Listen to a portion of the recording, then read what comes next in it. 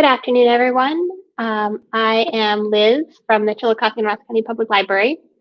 I'm here today to show you how to do some string art. Now, a lot of string art that you see involves a piece of wood, nails, or pins. I've been looking for a way to do string art that didn't involve hammering nails into wood for a long time. And I have found a technique finally. Something like this. This is just a basic example of what we're doing today. So for this project, all you need is some thin cardboard. I used poster board, a cereal box, or other kinds of boxes like that would be fine too. Some kind of colored yarn or string. I'm using embroidery floss in various colors, but any kind of thin yarn or embroidery floss or other kind of bright colored string works well. And you need some scissors, just regular scissors. If you registered for this, you already have a kit at the library. We did supply kits for this, so if you have the kit, you already have a couple of these circles cut out for you with the cuts. I'm just going to show you really quickly how you can make your own one of these. So I'm going to just put the camera down here. All right, so what I used to cut my template is just a lid, but anything, this is a little less than 4 inches circle. Just something that'll trace the circle for you. I used the lid from a coffee can that we had at the library. And then I made this circle that was just a little bit smaller, and I folded it in half, and then in thirds, and in half again, so that I could mark out an equal 12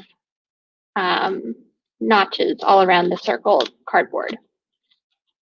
So once I opened this up, I laid it down on my larger circle, made all the marks, and then cut each of these slits.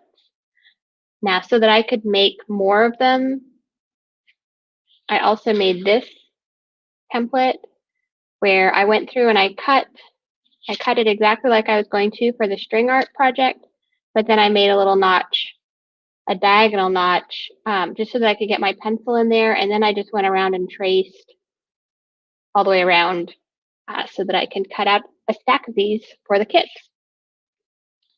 Okay, so once you have your cardboard piece and your string, there's a trick to these. If you are using embroidery floss, but you haven't used this before, if you just find the loose end and gently hold the other side, you should be able to just hold that loose end through.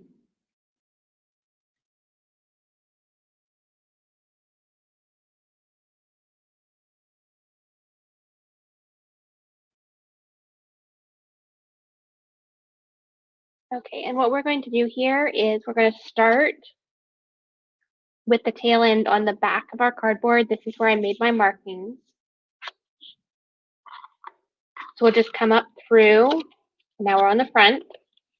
Now, the pattern that you get will depend on where you take your first loop down. So what we're going to do is we're going to skip 1, 2, 3, 4 notches and go into the 5th one. And then when you come back up, you want to come up 1 to the left of the first place where you came up. And then you'll go down, again, skipping 1, 2, 3, 4, go down here. And you just keep going around and around like that. So up, down with skipping 1, 2, 3, 4. Up, down, up, down, 1, 2, 3, 4. And at this point, you're actually going down into the first one that you came up on. So this is where we start getting a little bit of a triangle pattern.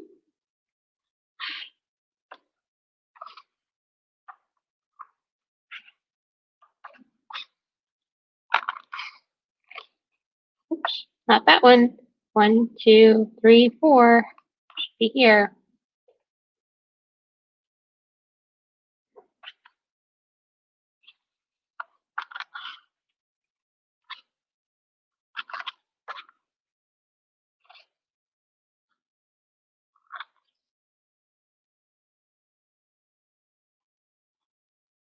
All right, so there we've gone all the way around, and that's what that looks like. That's what it looks like when you've skipped 4 sections. And then you can just cut off your string back here and make a knot with your string from the very beginning. I didn't leave quite enough tail on that first loop, so this is a little tricky.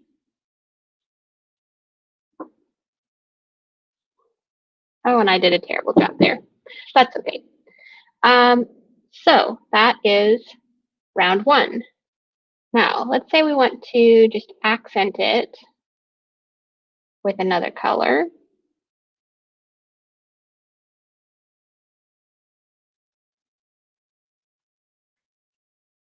I like purple and blue. I'm sorry, orange and blue.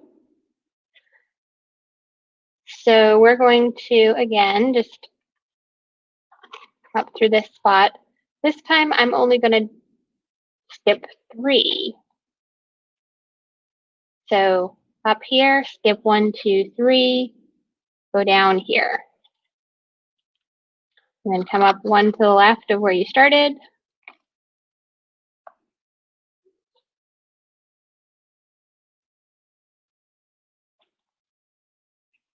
One, 2, 3, go back down. And just continue this pattern all the way around.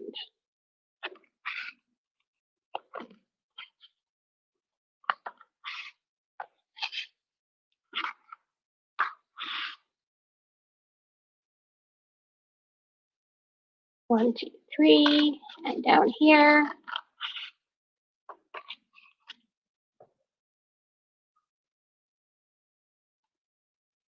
If anybody ever used a spirograph, that's what this kind of reminds me of. Reminds me of the geometric patterns that you get from a spirograph.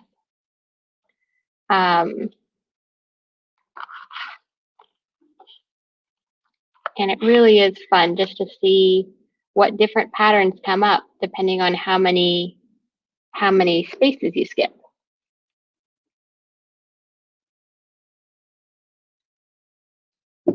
And again, when you've gone all the way around, you cut your string, and tie it off.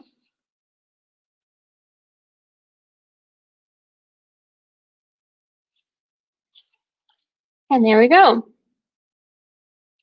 So I did a couple of experiments earlier. This is what you get if you don't skip any spaces. So you come up here, you go down here, come up here, down here.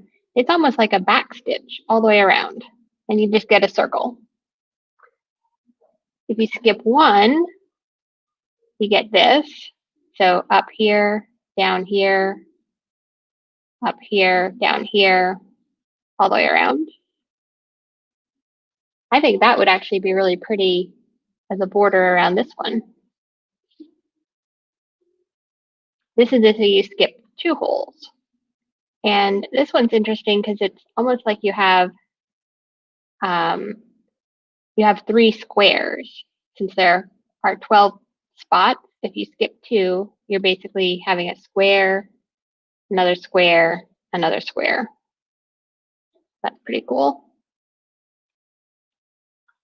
This one is if you skip 3. So that's what we ended up with the orange here.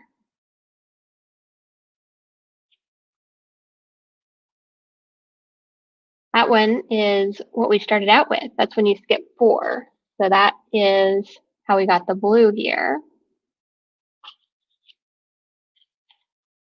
And then this one is if you skip 5. So you come up, you go straight across and down, and continue that around.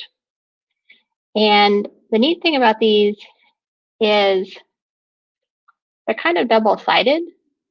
So the one where you skip 4 on the front is like the one you skipped 5 on the back. And see, this one is if you skip 3, that's what it looks like on the front.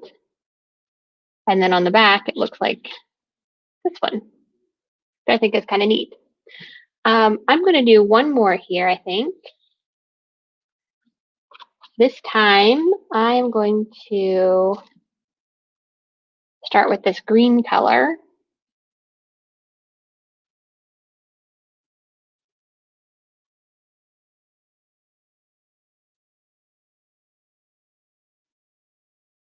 Oh, and thank you, Billy Rose Witt, for the comment that this is a great idea and looks awesome. I thought so too. I was really pleased with how it came out. It was almost like magic the first time. All right, so this time I think I'm going to do this one and this one together, just to see how that looks. So this is if you skip 3. So we're going to start with that. So up here, then 1, 2, 3, and down here.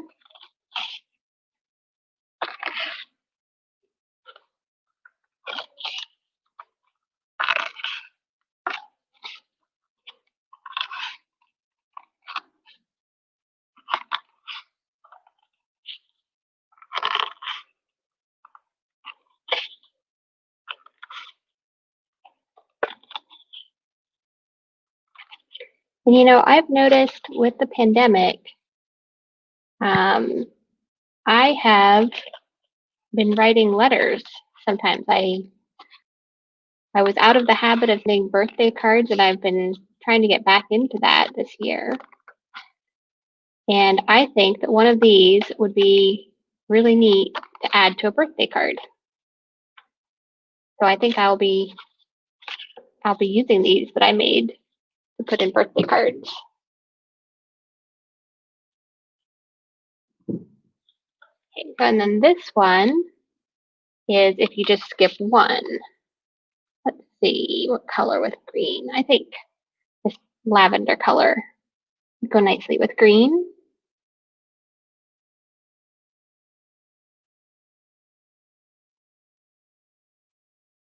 Well, if I can find the end of the lavender, maybe not. Maybe we'll go with a burgundy instead.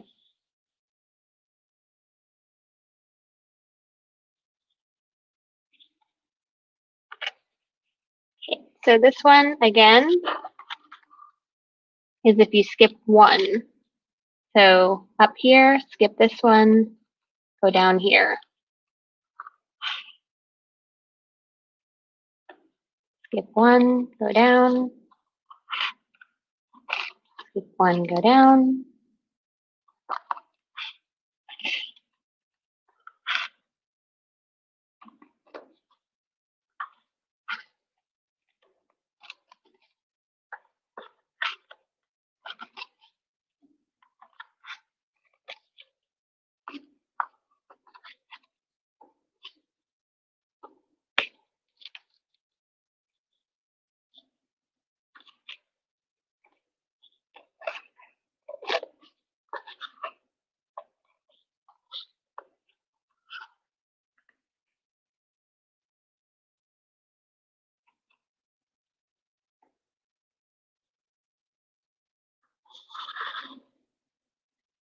Well, I seem to have messed up somewhere.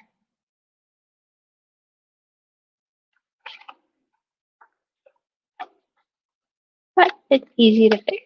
We'll just go back.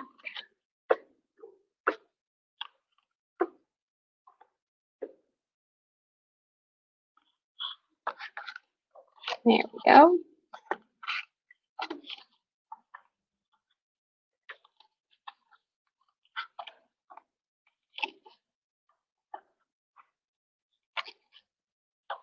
This is also a nice thing to just calm down and pay attention on. Very relaxing. So there we go. So again, this one, the inner circle is a skip 3, and the outer circle in the red is a skip 1. I've also thought that it'd be kind of fun to make these, but to cut out the center of the cardboard, especially on the ones like this where the string goes pretty near to the center. If you cut out, then you'd actually be looking through that string. The only problem with that is you would have to be careful of your back because that would show through as well.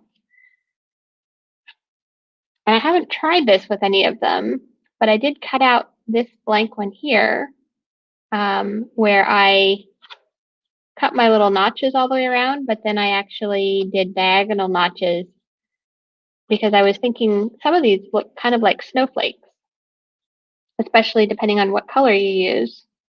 So if you had these notched out a little bit, it would make that look even more like a snowflake. All right. Well, thank you all for watching. I did want to tell you just briefly about some things that we have coming up later this month. So later this week, actually, we have our Novels at Night virtual book club. We'll be talking about William Kent Kruger's This Tender Land. That's at 7 o'clock on Thursday. You do have to register for it so that I can send you the Zoom link. Every Thursday this month and next month, we have a drop-in chat with our peer supporter, Heather. So anything you want to talk about, if you just need someone to talk, or if you need help finding resources in the community, the peer drop-in chat is a great time for that. That's every Thursday at 2 o'clock in January and February. Again, you do have to register on our website so that we can get you the Zoom link. We also have our virtual Brown Bag Book Club coming up next Wednesday at lunch at 12 o'clock on Wednesday the 20th. And we're talking about Lisa Wingate's Before We Were Yours. We have a virtual cooking class. There's one for kids tomorrow, one for adults next Tuesday at 4:30. You're welcome to watch all of them. Donna is a lot of fun. Those are streaming live on our Facebook and YouTube pages. And one that I am especially excited about is the return of our virtual game night for adults. And this month we're going to be playing Among Us. So that's going to be the last Monday of the month, 2 weeks from today, at 7 p.m. You do have to register for it so that we can get you the code for the room.